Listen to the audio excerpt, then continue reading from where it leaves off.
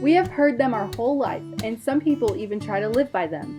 But do we really know what they mean? And maybe, even more importantly, do we know how to put them into practice? A few of the more popular and useful financial words of wisdom follow with an expanded explanation of each.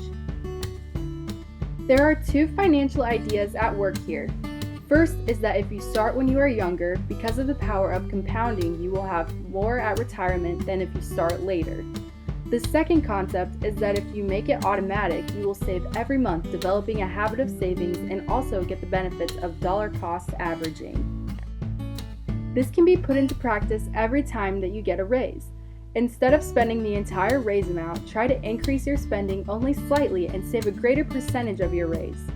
The tendency is for us all to spend at the level of our income rather than what we need. Imagine if you don't spend more than you were spending even 7 years ago and saved almost all of your raises over that time. This might be one of the most difficult concepts to follow. As we move through life, we actually have access to more and more credit, giving us the means to live a much higher standard of living than our income might dictate if we just lived off of our monthly income.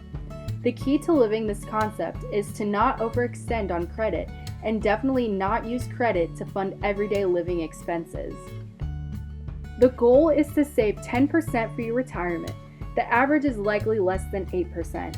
To save more than average means to save more than what people should be saving.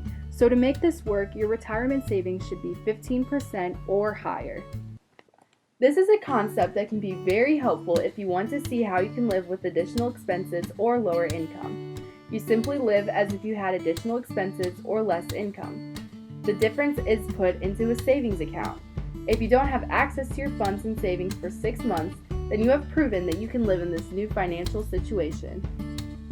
What this advice is all about is budget for what you know: housing, utilities, food, entertainment, transportation, and have a category for savings in your budget to pay for the unexpected. It's not realistic to budget for the unexpected events such as car repairs, medical expenses, or other minor life emergencies that occur. If your budget has a short-term savings category, when life's little emergencies happen, your budget won't be destroyed.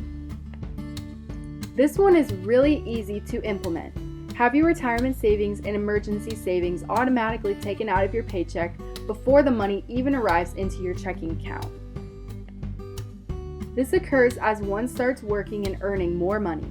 There is a great temptation to buy the things we can't afford instead of keeping what works and is less expensive. This can be cars, homes, or even where one shops for clothes. A good way to keep this from happening is to only increase your spending every third raise and save all of the other 2 raises.